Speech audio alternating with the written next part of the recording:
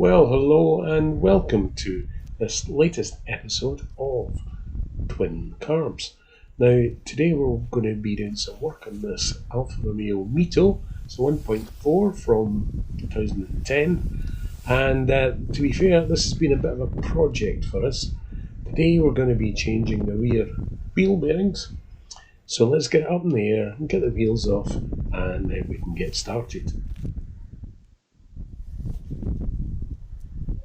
So we've got it safely jacked up with an axle stand in there as well, and as I was saying, we're going to be changing the wheel bearings. Now you may notice we've got a new caliper on it. There are new discs, new brake pads, new brake hose, and also a brake pipe recently been installed, but a couple of months ago. Had we been able to get the parts at the time, we would have probably done the wheel bearings then as well. But we're going to have to start today. So here we've got it says a 12mm bolt on the sliders there. I find that 1/2 inch actually works better. And then you need a 17mm open-ended spanner just to hold the pins, stop them from rotating. Now this one's gone in fairly tight because I used a thread lock on it. So I'm just going to get in from behind here with a few duggers just to release that 12mm bolt on the top there.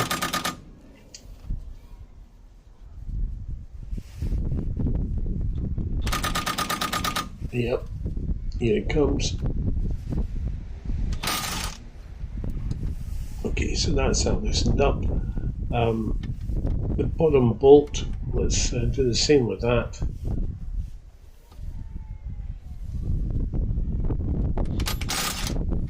Perfect. Now, while we're under here, let's take that 17mm out. Now, the caliper carrier is held in with 17mm bolts on this car, so we can just reach these without having to take the caliper off fully at the moment. So while I'm under there, we'll just find ourselves a 17mm socket and get them off as well.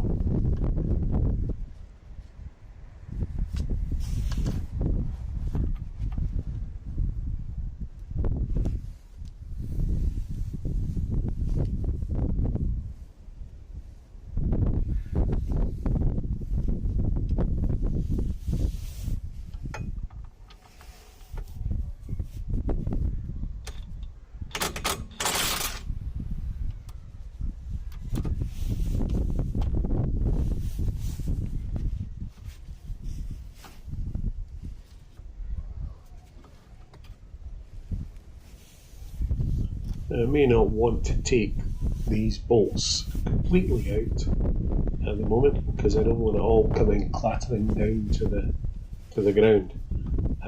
We'll remove the bolts fully once I'm back out from underneath here.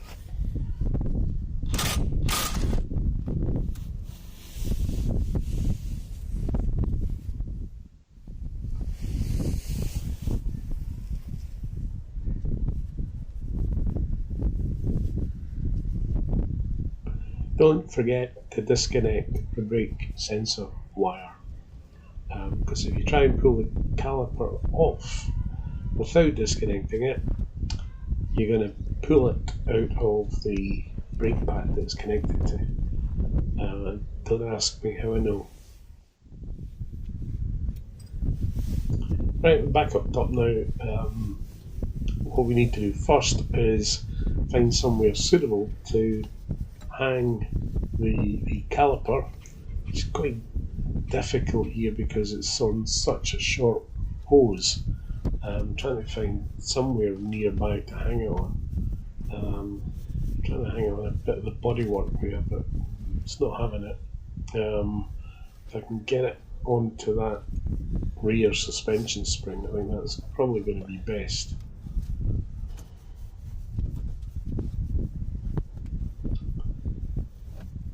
Trying not to kink the hose in the process, bear in mind it's a new one. Right, let's get the 17mm bolts out of the caliper carrier and we can get that off. There's no actual need here to remove the brake pads. Bear in mind that they were only changed about 4 or 5 weeks ago. The car's only done a few miles since then, so they'll be getting reused. I know that the disc itself doesn't look particularly new, but let me assure you, it is a new disc. Again, about 4 or 5 weeks old, and the condition it's in is probably purely down. There's the brake pads still in the carrier. The condition that the disc's in is purely down to the lovely Scottish weather that we have. So, two 12mm bolts, they're the sort of locating pins for the wheel, but also they secure the brake disc to the hub. Now they're only in about, I can't remember, it's something like 9 or 12 Newton meters, so they should come out fairly easy. There's absolutely no point at all in cranking them up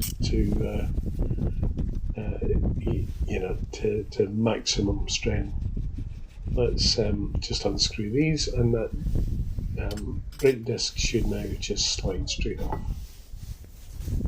Excellent.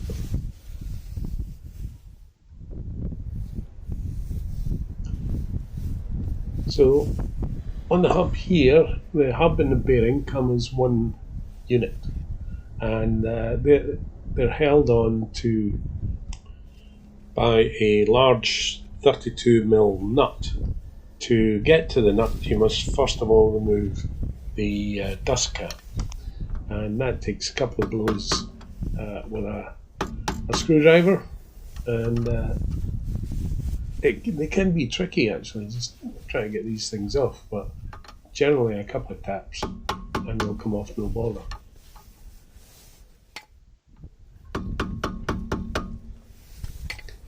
You'll see it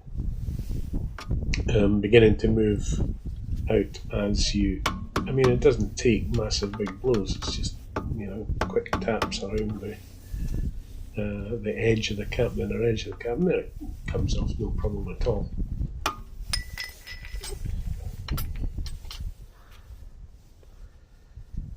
So just in there, it's not the best of shots to be honest, but in there is the 32mm nut, so you need a fairly large socket for that, as deep as you can find I guess, and it goes on there. Now they're torqued up to like 200 Newton meters, so it will take some blasts of the diggers to remove that, but there it is. Now there is a large washer in there as well, but you'll see that bearing unit just slides straight off, and the washer comes away. The washer looks suspiciously new actually, and I wonder if this bearing's been changed recently. The reason that we're changing the bearings is, after we did all the work, replaced all 4 discs, all the brake pads, lots of the brake lines, etc. But there was still an ongoing droning noise coming from the car, which varied with speed. You can see I'm just cleaning up that stub axle there. Give that a quick wipe down, just using standard brake cleaner for this. According to the instructions that came with the bearings, we don't need to apply any grease to either to the bearings themselves or to the shaft there. So that's unusual, but that's fine. You can just clean that off. That's perfect. So and also there's a little sensor there just poking through the back plate, which is for the ABS system. So you'll see later there's a magnetic ring around the edge of the hub, or the new bearing that we're going to put on. Just giving that a clean. So as I was saying, we've been suffering a very loud and annoying droning noise. Now the car had been sitting for a couple of years before it came to us to have additional work done, and I suspect, well, we're hoping that it is the bearings. Just getting the new bearings out of the box. Again, the light on this image isn't great. And there's the little bag. It's got a new 32mm nut, a new washer, and a new dust cap. And there's the part number, VKBA 3540, I think that says. So that's an SKF bearing. It's suitable for this car. I'm not sure if it's suitable for all Alfa Romeos or all Mitos even, but I have seen it quite prevalent around even cars like the Fiats, Fiat 500 and some of the Puntos and things as well. Here's the new one. Now you'll notice inside there is a nylon bush. That's important that you don't try and remove that before you get it on the hub. What that's doing is the two inner shells of the bearing are separated, and if you try to take that out first when you put the hub on, that will separate. So place it gently on that stub axle, and then using your 32mm socket that we used to take the big bolt off, use that just to put pressure, enough pressure on it to slide the hub onto that shaft. What you'll find then, it goes so far on, and that has actually pushed that out without separating the two halves of that bearing. There we are. That's all the way back now. You can see the magnetic ring there on the back of the hub. So we're now going to just put the washer on, if I can get it out of the packet.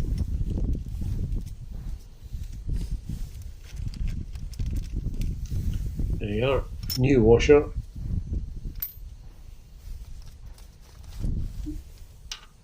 Now it's quite a tight fit, so sometimes it needs a bit of help to go all the way on that washer. That's the 32mm nut going on, and we'll just check that the washer's properly seated before we tighten up the nut. There we are, give it a bit of a poke.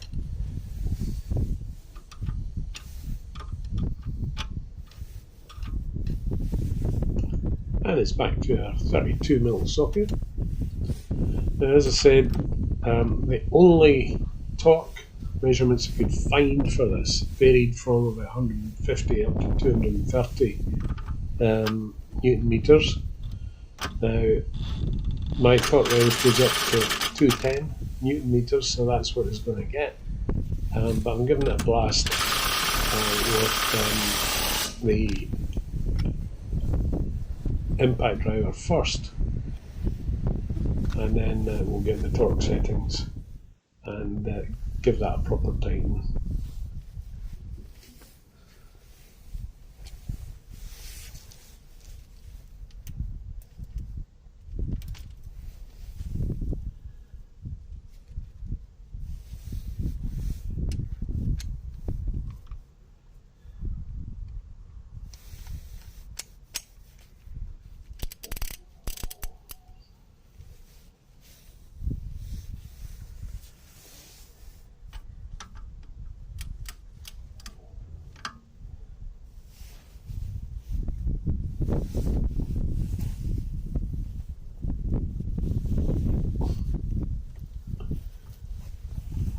Well, the gun seems to get that fairly well on, and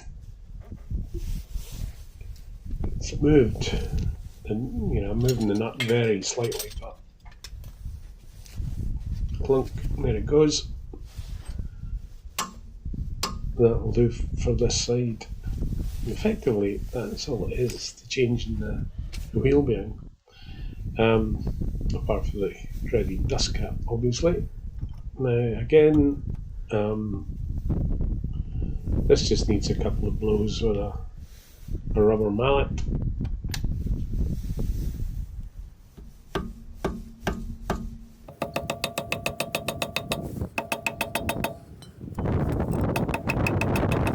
There we are. Let's make sure that it's properly on and it's turning freely, which it is. So now it's a case of reassembly. Before I put the disc on, I'm just going to put a bit of high temperature grease on the face of the hub here, so that to help the next guy get the disc off. These have a habit of rusting together, so I'm just putting a thin coating of grease on there. Now, I know that there are these securing pins that go on the disc to hold it in position on the hub, but really what holds it tight up is the wheel studs.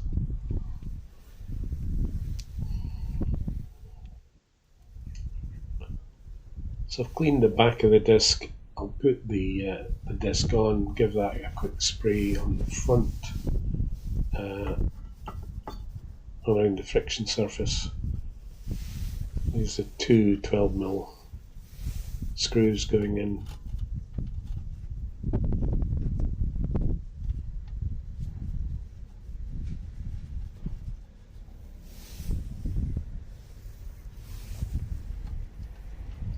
We'll just give them a very light tweak.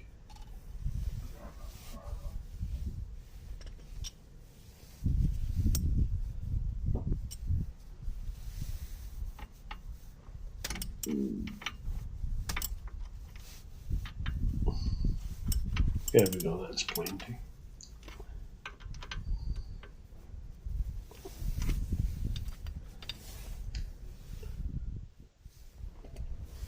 Just giving the friction surface of the disc a quick wipe down. There was a fair bit of rust that gathered on it, primarily because the car's been sitting inside and not getting used enough. That will clean up really quickly once we get the car back in use.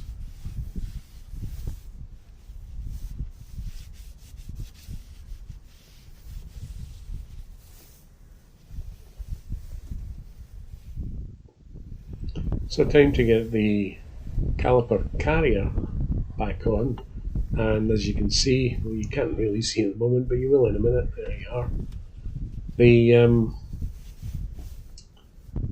The brake pads are still sitting in there. As I said, ordinarily I would take them off, clean them up, and either replace them or re-grease them, but you know, they've only been on 4 or 5 weeks, so no need to do that.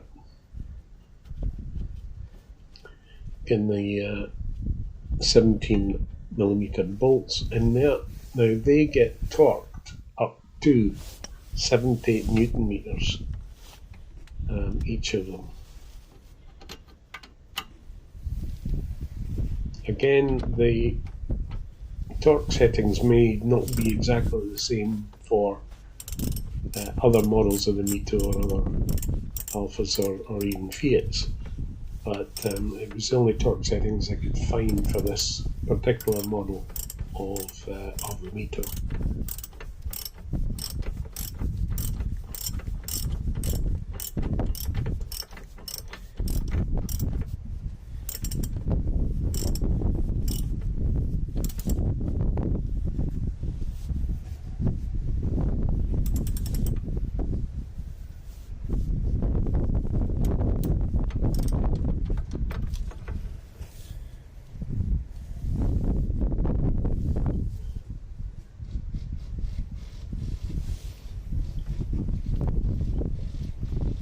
The top bolt is a bit awkward to get to when you've got the caliper hanging out and the cable for the sensor wire and stuff hanging in the way, but We'll get it on there in a second, hopefully. Now, as I said, torque settings for this are 70 Newton meters. We are just tightening this up using the standard ratchet just now. We'll get the torque wrench on it in a minute and get it cranked up to the correct torque.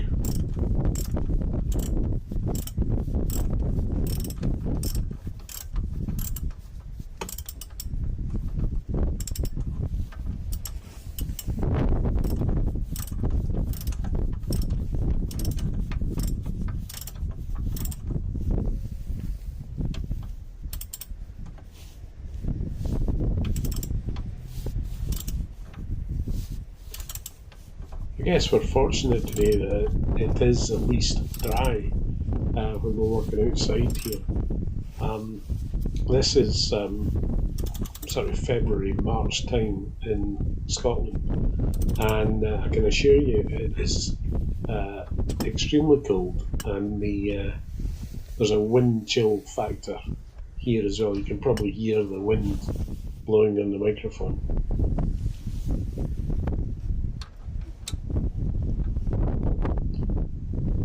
Just checking the torque on these bolts now.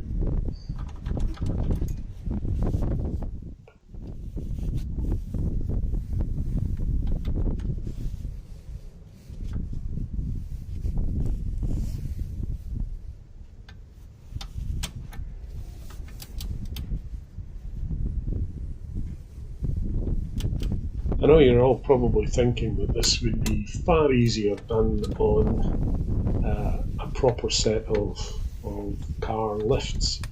We do have a 2-post lift available to us down at the Twin Curbs HQ. Unfortunately, this car is 16 miles away at the moment from the Twin Curbs HQ, so rather than put up with that loud droning noise all the way down, we decided we would just do it in situ. And it doesn't take that long anyway, so it's relatively straightforward. So that's the caliper going back on, and it slides over. Because we haven't moved the calipers or changed the brake pads, it slides over, no problem at all, over the brake pads. I'm just manually screwing in the 12mm bolts that go into the slide pins, and then we'll obviously need the 17mm spanner in there, as well as the 12mm or 1/2 inch socket to tighten those up.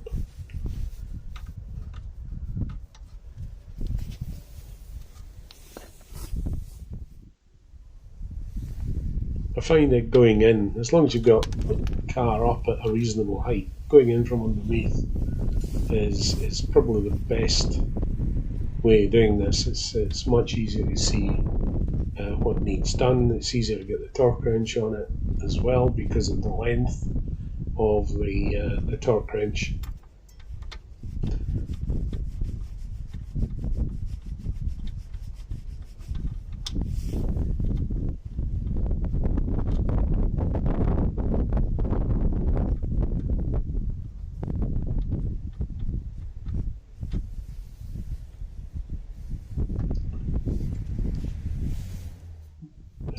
So just about to torque it up. The torque settings for those bolts is 35 Newton meters, with the usual caveat on it may be different for your model, and just using that 17mm on the top one there to hold it tight. It's holding fine on the bottom one. Just give that a little tweak and pull it out. And while you're under there, don't forget to connect up the brake pad wear sensing wire. They can be a bit awkward clipping together. because it's kind of an oval shaped connector, which could actually go in two ways, but there's only a catch on one side.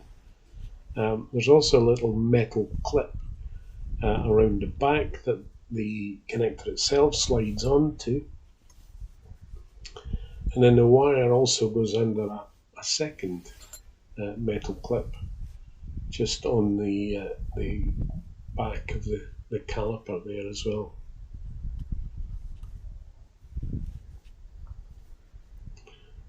So just tuck that wire under that little clip there too.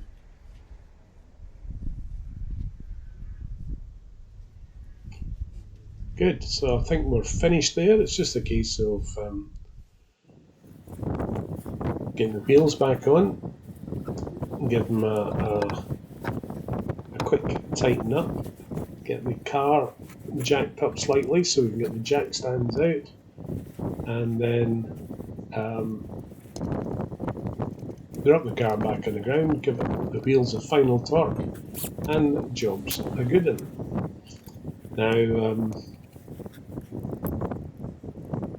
hopefully this has solved the wheel bearing droning noise. Obviously I'm going to have to pop round the other side and do the other hub bearing, rear wheel bearing, and then we'll take it for a test drive. I'll let you know in the notes whether it has been a successful fix of the droning noise. So we get the car back down onto the ground. Last job to do is torque up the wheel studs. They'll be torqued to 110 Newton meters, and then it's time to do the other side. In the meantime, thanks very much for joining us, and hopefully we'll see you again soon on Twin Cars. Bye for now.